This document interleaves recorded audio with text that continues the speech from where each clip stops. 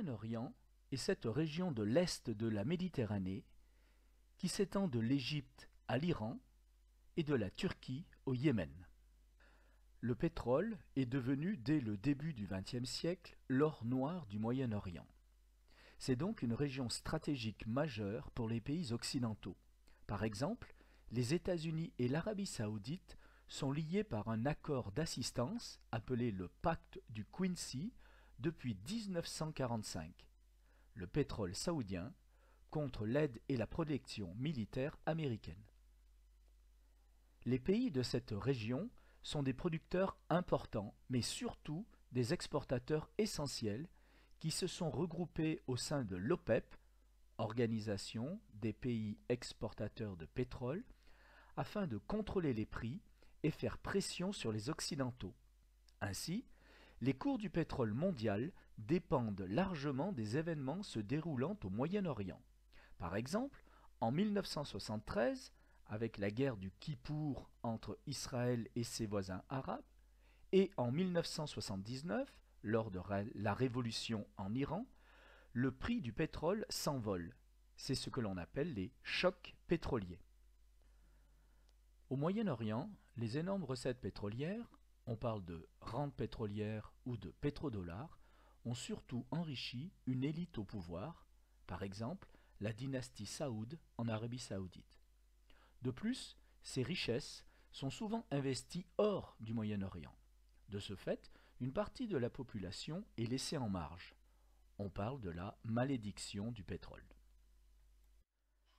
Le Moyen-Orient, c'est 60% des réserves mondiales de pétrole.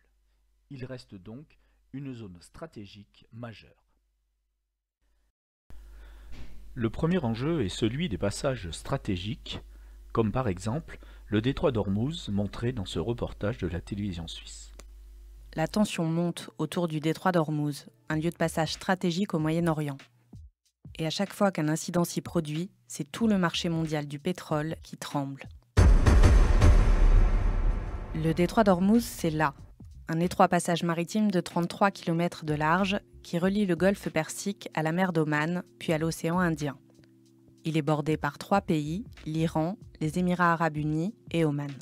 Si on en parle beaucoup, c'est que le 12 juin, 2 navires pétroliers ont été attaqués au large de Fujairah, l'un des Émirats qui composent les Émirats arabes unis. Alors pourquoi ce détroit est-il si stratégique ? Le détroit d'Ormuz, c'est l'autoroute du pétrole. On estime qu'entre 30 et 40% du trafic maritime d'or noir passe par ce passage. La totalité des exportations de l'Iran, du Koweït, du Qatar et du Bahreïn y transitent, et une large partie de celle de l'Irak. L'Arabie saoudite, le premier producteur mondial, y fait aussi transiter 90% de son brut. C'est le premier point de passage du trafic maritime pétrolier à l'échelle mondiale. Mais c'est également une importante route pour l'exportation du gaz en provenance du Qatar. Le détroit d'Ormuz, c'est aussi la porte d'entrée et de sortie pour Jebel Ali, le grand port de Dubaï. Celui-ci est le 9e port commercial de la planète et l'un des principaux points de transit majeurs entre l'Asie, l'Europe, l'Afrique et le Moyen-Orient. Près de 20 millions de tonnes de conteneurs y sont traités chaque année. Mais tout ce trafic passe par une autoroute aux dimensions très réduites. Si le détroit fait 33 km de large, tous ces navires se croisent sur un espace navigable qui, lui, ne fait pas plus de 3 km. Et il est d'autant plus stratégique qu'il existe très peu d'alternatives pour le contourner. L'Arabie saoudite et les Émirats arabes unis possèdent seulement quelques pipelines pour exporter leur pétrole par la terre. C'est d'ailleurs l'un de ces pipelines qui a été pris pour cible le 14 mai, dans le conflit qui oppose le Yémen et l'Arabie saoudite. La rébellion Houthi a saboté par drone l'oléoduc qui relie sur 1200 km d'Aran, sur la côte est de l'Arabie saoudite, à Yanbu, dans la mer Rouge.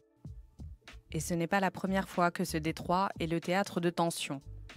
En théorie, il est régi par le droit international, qui garantit la libre circulation.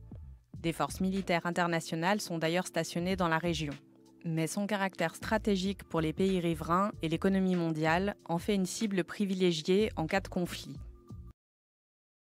Le second enjeu est celui de la sécurité des approvisionnements et de la stabilité des États producteurs. C'est d'ailleurs un enjeu clé de la politique américaine au Proche et Moyen-Orient. Le troisième enjeu concerne les pays producteurs du Proche et du Moyen-Orient qui doivent préparer l'après-pétrole, comme par exemple le Qatar, qui multiplie les investissements, y compris dans le sport.